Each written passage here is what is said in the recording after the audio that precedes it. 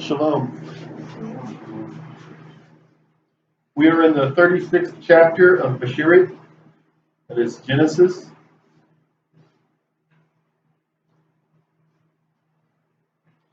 Now, I've heard this chapter and many chapters like it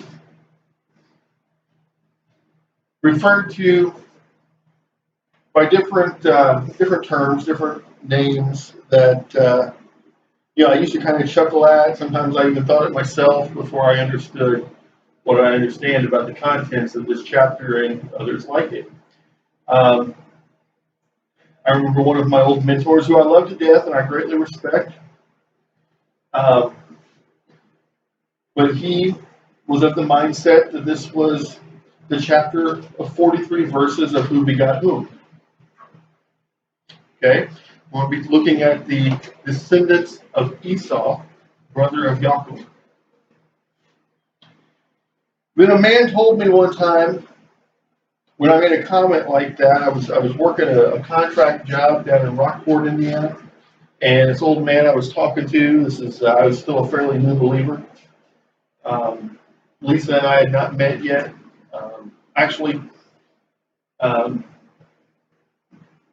This had to have been in about 1998 or so, maybe 99, right in there. And so I was working this job, and I made a comment to this old man who was trying to teach me something about the Bible that I didn't understand, and I wouldn't understand for a number of years. This is the same man who told me that you don't understand the Bible until you've read it at least 6 times. He taught to me the sequence. What I later found out was a very Kabbalic sequence of understanding the meaning of Scripture. I just thought he was an old man with a crazy idea, but later when Brother Fischel was talking to me years later about Kabbalah, a Kabbalic understanding of Torah and Tanakh, I remember this old man's statement, and it just kind of clicked with me. And I said, that old man wasn't so crazy after all. And he said something to me that years later made a lot more sense. And he said, if you don't know who begot whom, you don't know what begot what. Thinking he was just a crazy old man, I kind of tucked that back in. That's a clever saying.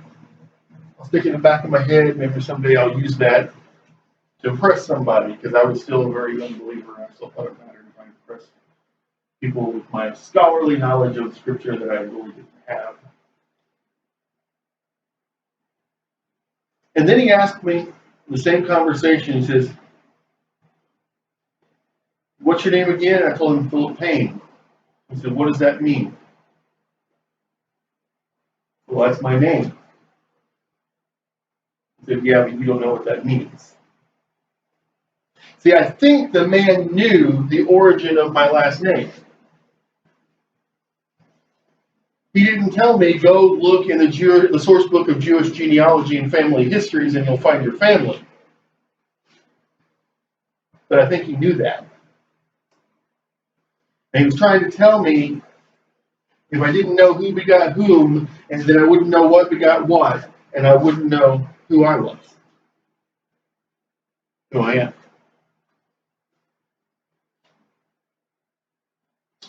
So with that in mind, I'm going to ask all of the ethnic Jews and Jews by choice sitting in this room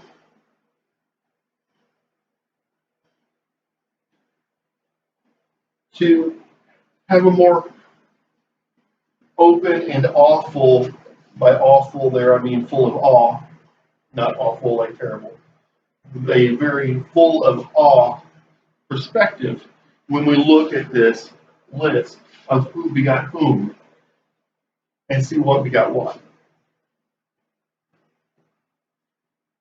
This is the line of Esau, that is Edom. We talk a lot about Yaakov become Yisrael.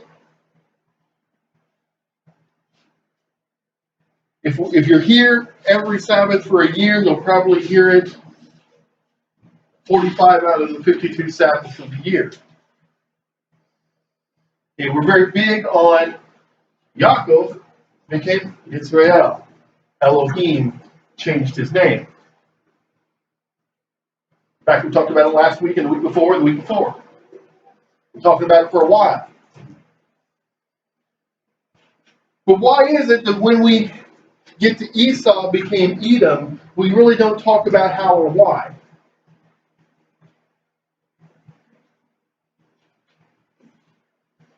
Okay? We don't talk about the how and the why of Esau becoming Edom, and I think the reason is because we say, well, that's not our family. And that's a lie. It's not our branch of the family. But who is Esau? The twin brother of Yaakov. How can we say that's not our family? That's just like if my grandfather had a twin brother and me saying great uncle so-and-so doesn't matter.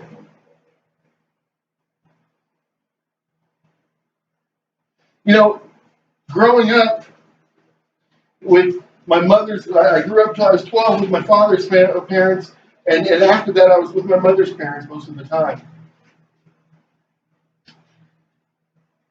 When I lived with my father's parents, I knew every one of them's brother and sisters.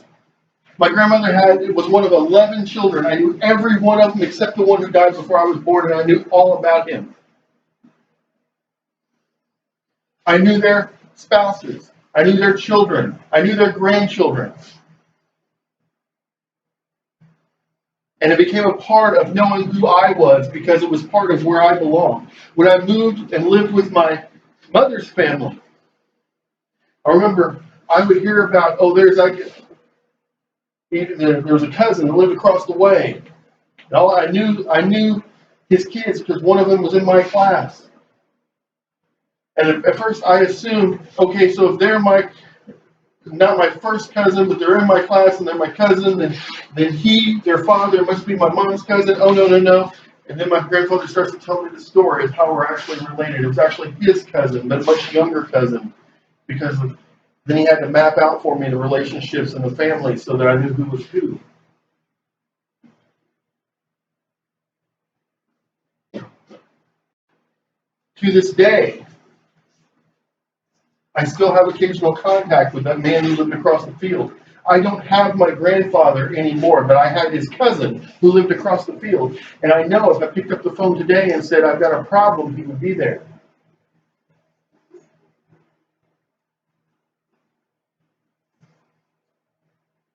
We need to know who we are. We need to know who begot whom and what begot what. So this thing about why do we not talk about Esau becoming Edom? I think it's almost a form of bigotry. Well, they're not Yisraelim, so they don't matter. Guess what they are? They're not Yisraelim. Guess what they are? They're B'nai Abraham. They're B'nai Yitzhak. They're the cousins on the other side of the field. And we need to know where they fit into the family tree.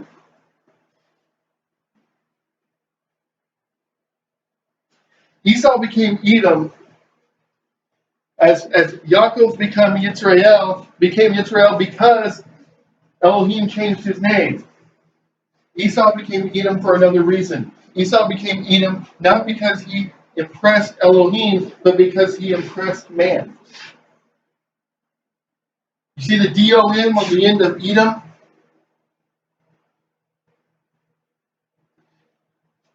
Kind of like kingdom. You see, he took the name of the land. It was East. This is what I've been told: is there was Esau's kingdom. Okay, is how it translates into the English is how it's explained to me. Not that that's not the Hebrew word.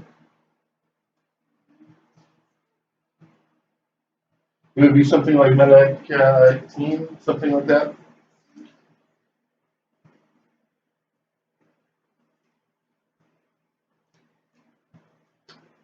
So there's a lesson here. When we're talking about ourselves and we're talking about our family and we're talking about our relationships, we need to make sure that we have the relationship that is going to please Elohim before we worry about the relationship that's going to please man.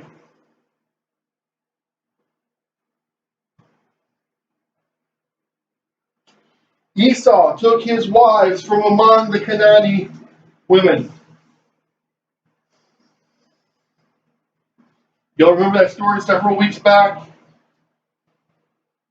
Before Yaakov left Padan Aram, it says that Esau took his wives from among the daughters of the Canaanite, and it broke his mother's heart. She detested those women because they were unholy and ungodly.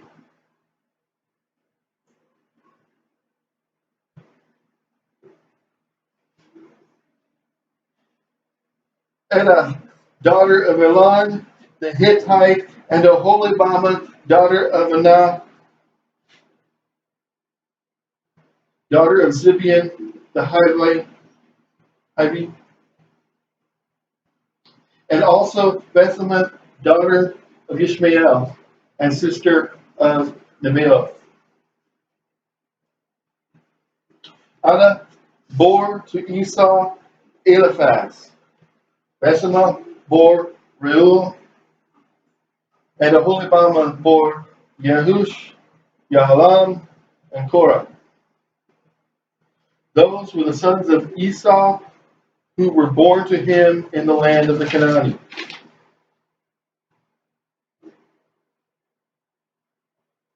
So basically, he's taken as wives Canaanites and a Hivite.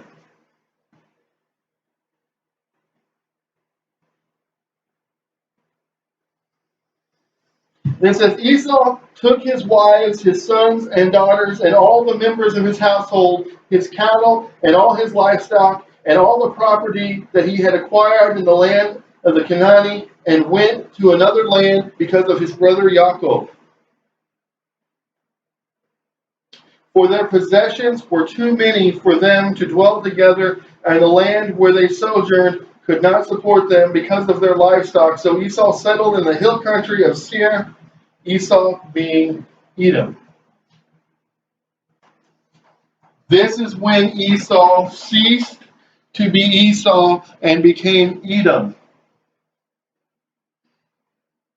It's not just that this is the name that men gave him, this is the name that foreign men gave him. And let's be honest, when two cultures come together and one culture impresses upon another culture a different name, or upon that person a different name, it tends to not be a good thing.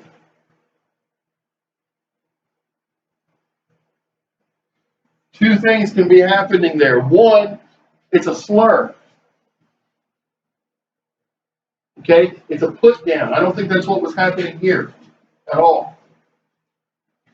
The second thing that can be happening is that the people, the culture, loses itself as it becomes entwined with this other culture that it's come into, and it assimilates, it loses its identity. This is where Esau and his people begin to lose the identity of being Bnei Abraham. We talk all the time about the lost tribes. We talk all the time, we pray about the lost tribes coming home. Bnei Esau is just as much a lost tribe of Abraham as Reuben or Dan or any of them are a lost tribe of Israel. Went up into the Seir, and his name became Edom. He lost himself. And we talk so much about the life arc of Yaakov to Israel. And we talk about how much he grew in faith. But you know what I saw when I was reading these last few chapters and studying them that I never thought about before? We miss the life arc of Esau. And where the life arc of Yaakov is this long upward arc. The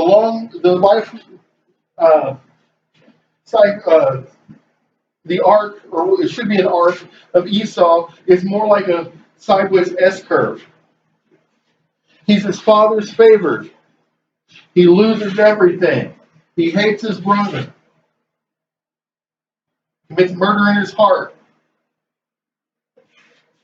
He comes to the point where he forgives and loves his brother. They bury their father together. They live in the same land in peace until they are both so blessed that the land can't support them both living the way they are. And so he very graciously does what Abba Abraham did with his nephew Lot. And he says, I'm going to give you the choice land and I'm going to go live up here. But in going and living up there, he did the opposite of Abba Abraham. He did what Lot did. He lost himself in the other culture. So we see the sideways S curve. From up to down, back to up, and now back down.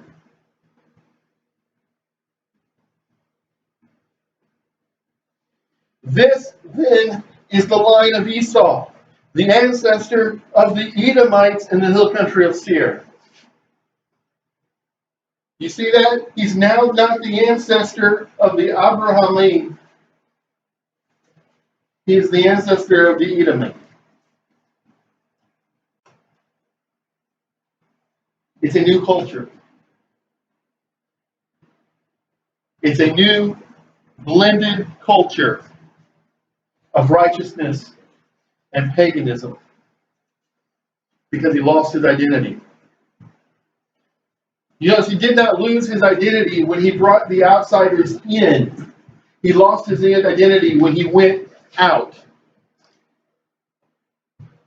He did not lose his identity by being the leader of the family and bringing people into his camp who would convert. He lost his identity when he left his camp and he went into another culture and was embraced by them and accepted the name that they gave him. He gave up being B'nai Abraham. He gave up being B'nai Yitzhak.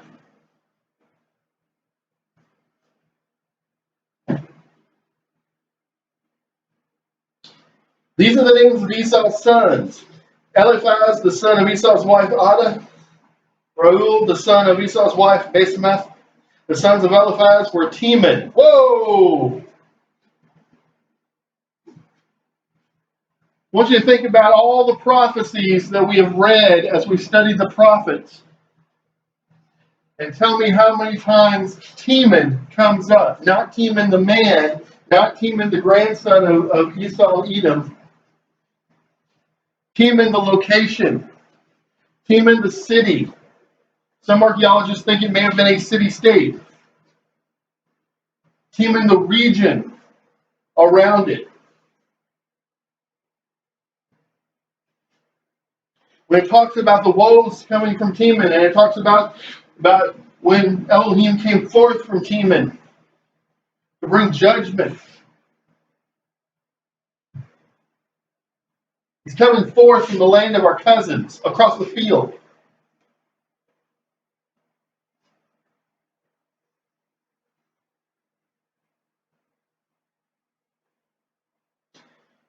Teman, Omar, Zepho, Gatam, and Kenaz. You ever read about the Kenazi? Your English probably says the Kezanite. Timnah was a concubine of Esau's son Eliphaz. She bore Amalek to Eliphaz. Does the name Amalek mean anything to us as Yisraelim?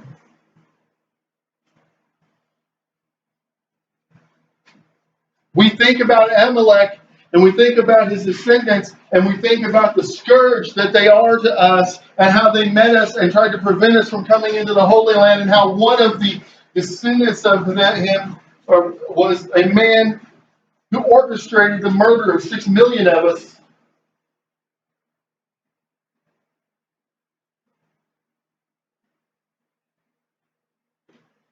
We never stop to think about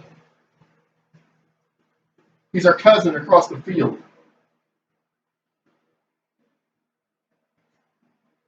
You see, when we have issues between brothers,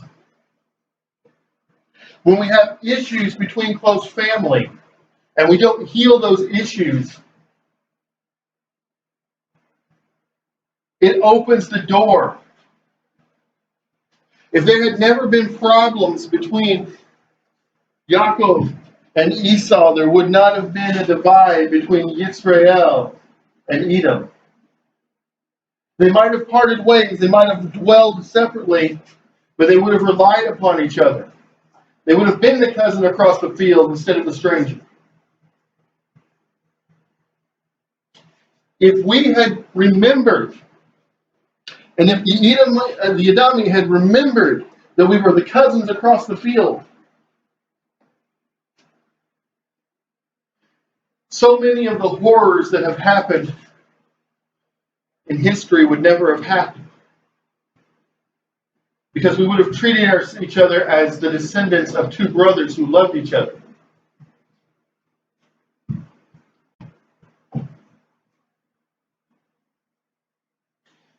Those were the descendants of Esau's wife, Adah. And these were the sons of Ruel: Nahath, Zerah, Shammah, and Mizah. Those were the descendants of Esau's wife, Basemath. You see a problem here? We've stopped saying these are the descendants of Esau. We've started saying these are the descendants of Esau's wife, so-and-so. How does Torah tell us to trace our ancestry? Through our mothers? No. Through our fathers.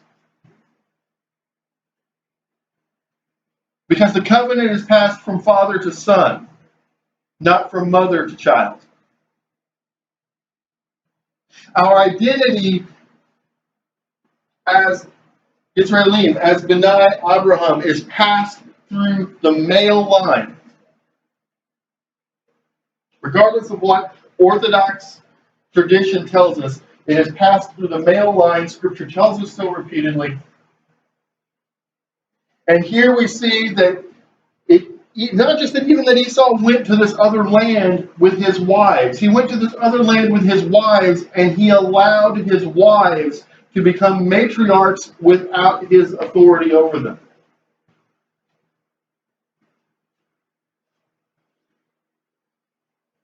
You notice in the previous chapters where it talked about Yisrael, about Yaakov and his children, it says, these were Yaakov's children born to him by this wife. Here it says, these are the descendants of his wife so-and-so. It almost cuts him out of the picture. Talking about Edom, Esau. And these were the sons of Esau's wife, Oholibama. Oh boy, that name comes up later. Dig into the prophets just a little bit, and you'll find out the spirit of Oholibama. Daughter of Anna, daughter of Zibeon, she bore to Esau Yeush, Yalam, and Korah. These are the clans of the children of Esau, the descendants of Esau's firstborn Eliphaz, the clans Teman, Omar, Zapho, Kenaz, Korah, Gatam, and Amalek. These are the clans of Eliphaz in the land of Edom. Those are the descendants of Adah. And these are the descendants of Esau's son Reuel, the clans Nahath, Zerah, Shammah, and Mizah. These are the clans of Reuel in the land of Edom. Those are the descendants of Esau's wife Basemath. You know, someone told me years ago, if the scripture says something, you better pay attention. And if it says it twice, you better pay attention twice. How many times have we had these sons listed? For the first generation, this is the third time, I think. For the sons under them, it's the second time. And we gloss over this and we say it doesn't matter because it's not our family, and that's a lie. That's what the enemy wants us to believe. We need to dig into this because it's our family. And these are the descendants of Esau's wife, Oholibama, the clans, Yeush,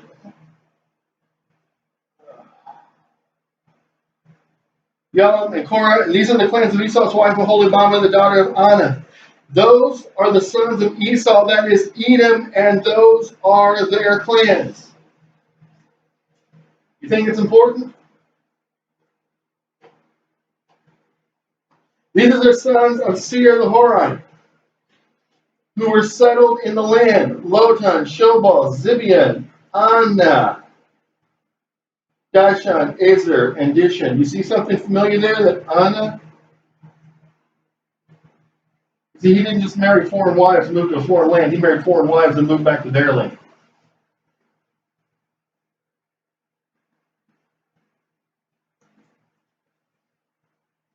Those are the clans of the Horites, the descendants of Seir in the land of Edom.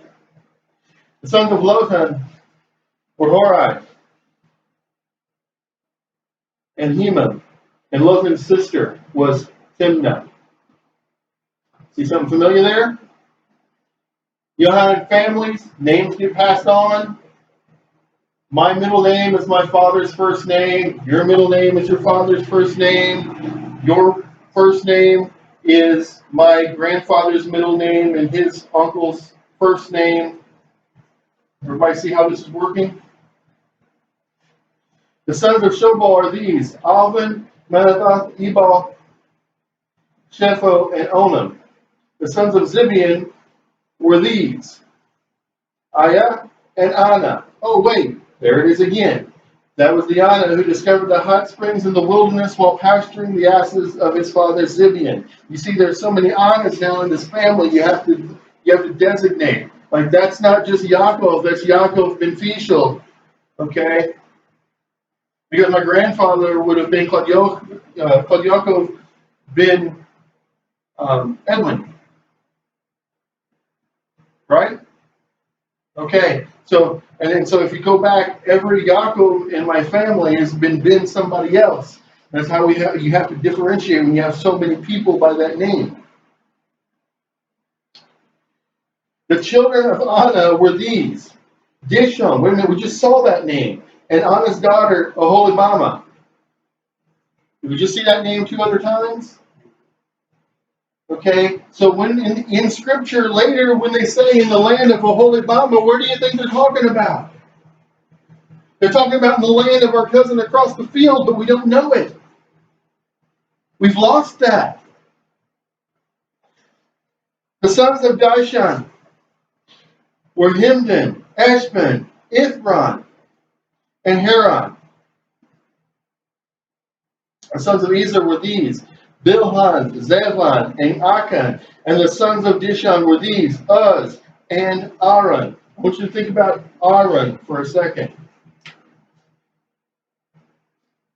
You also think about Uz and think about the influence from other places in Scripture. That's pretty evident. I want you to think about that Aaron right now. Okay, and remember that, Aaron. These are the clans of the Horites, the clans of Lotan, Shobal, Zibeon, Anna, Dishon, Ezer, and Dishban. Those are the clans of the Horites, clan by clan in the land of Seir. Now this gets interesting.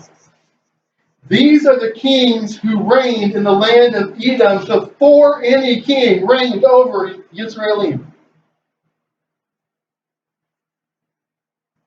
You remember, it was not in the will of Elohim for the Yisraelim to have a king, for he was our king. He gave us what? The Shoftim, the judges. That was his plan. But the Edomi went directly to having kings. When? After he accepted the name Edom and was brought into the foreign people.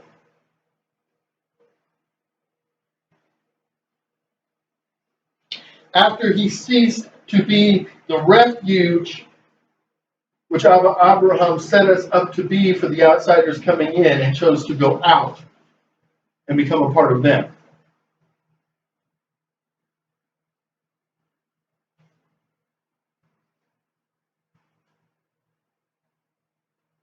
These are, okay. Bela, son of Beor, reigned in Edom. And the name of his city was Dinhaba. When Bela died, Jobab, son of Zerah from Bozrah, succeeded him as king. When Jobab died, Husham of the land of the Timonites succeeded him as king. Okay, so the Timonites have already set up their own little kingdom, made our fiefdom, and guess what? Now one of them is king over the whole land. When Husham died, Hadad, son of Bedad, who defeated the Midian in the country of Moab, succeeded him as king. Do you think this might be important? In the country of Moab, the Midianian. When Moshe went to get, I'm just going to say to get Mitzrayim out of him, where did he go? He went to Jethro, the priest of the Midian.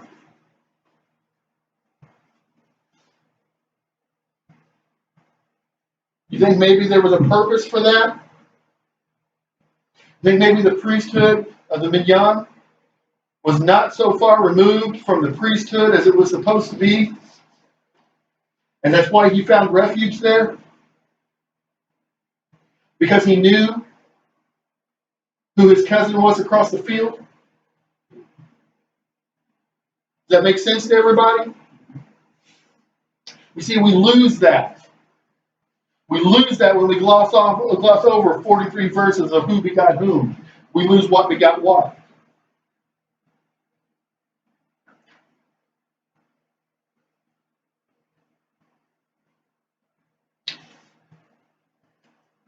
When there was a famine in the land and people had to leave and find sanctuary, they went to the land of Moab. And one of those men, two of them married Moabite women. And one of those women came back and married his cousin across the field. Do you hear what I'm saying here? Is this hitting close to home? The cousin across the field who let her pick the grain. And she became the ancestor of David Hamelech, King David, which makes her the ancestor of Yeshua HaMashiach.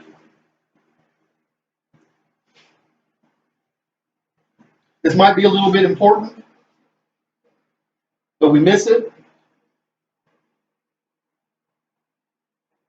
So he succeeded him as king. It says the name of his city was Aven. When Hadad died, Samlah of Masrekah, always say that one wrong, succeeded him as king.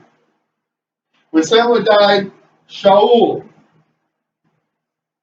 of Rehoboth on the river succeeded him as king. You know, we always say, "Whoa, Shaul," and you say, "Which one?"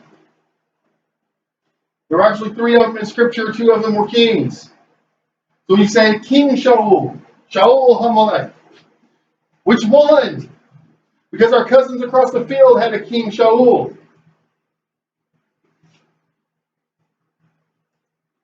Before we did. When Shaul died, Baal Hanan, son of Achbor, succeeded him as king. Do we see a problem there? There is a Melech among the sons of Abraham named Baal. Do we see a problem here? Do we see what happens when instead of opening our doors and inviting in the foreigner who would be grafted in, instead we flee outside of the covenant and we take the name of the foreigner?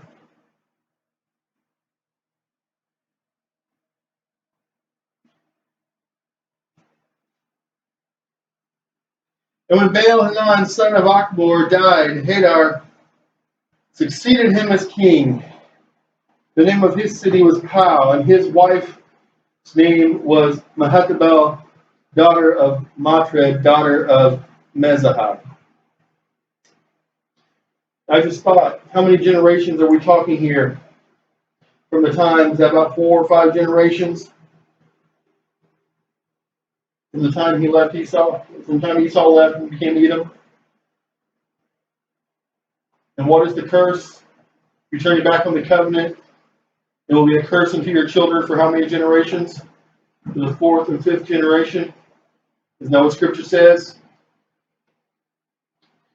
These are the names of the clans of Esau, each with its family and locality. Why? Because it's important to know these things. People say, Bishop, Philip, whatever they call me, why do you spend so much time studying the geography of the Holy Land? I don't spend enough time studying the geography of the Holy Land. And by the Holy Land, I don't mean Eretz Yisrael as it is today. I mean the whole promised land.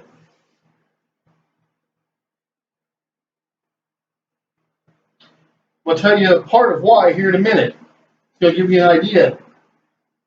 Name by name, the clans Timnah, Alva, Jetha, Aholibama. How many times do we have to hear that today? Elah, Pinion, Kenaz, Teman, Mibzar, Magdiel, and Iram. Now, you remember when we were over here and we were talking? And I said, Uz and Aaron, and I said, don't forget Aaron, it's important. See, as I've been doing some research, I'm looking at where they think Aaron was, and I'm looking at where they think Aram was, and I'm looking at where these people migrated after when they got too big for the land of Edom, and they moved out. And you know what I think has happened? And I've got some archaeological evidence that seems to back this up. And I found one scholar who says this.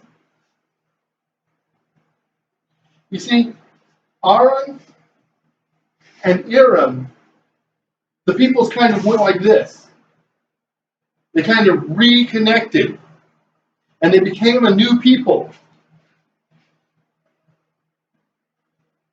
And if you say the name of their people today, it's almost a blending of those two tribal names. Can anybody look at the Middle East and see a land that might be a blending of those two names? Can anybody look at those two names and see the name Iran? And Iran, why? Wants to destroy Eretz Yisrael. Why? Because the brothers are still hating each other. That's why. You see, when I talked about the long-term ramifications of Yaakov the trickster getting the blessing on top of the birthright, and the brothers going through all of those hard feelings, and the sideways S-curve of Esau's life. As it is long-term ramifications, I wasn't talking about their grandchildren would still be hearing the story. I was talking about the grandchildren, the umpteenth grandchildren of one would be talking about dropping nuclear bombs on the umpteenth grandchildren of the other.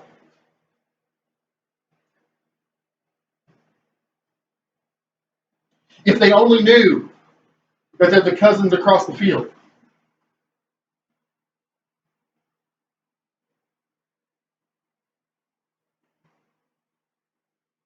Those are the clans of Edom.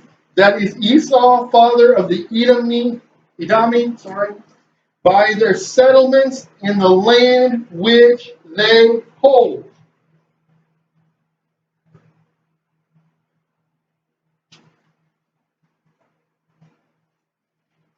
What you think about that? The land which they hold. Those are their names.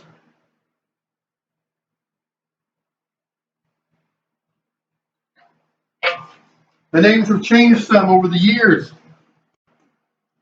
That happens.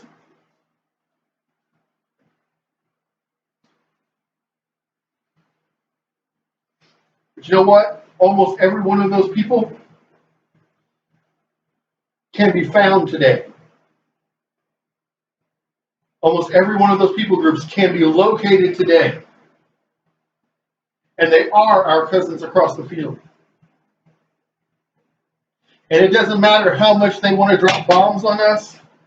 We have an obligation to tell them that they're our cousins across the field and bring them back into the family.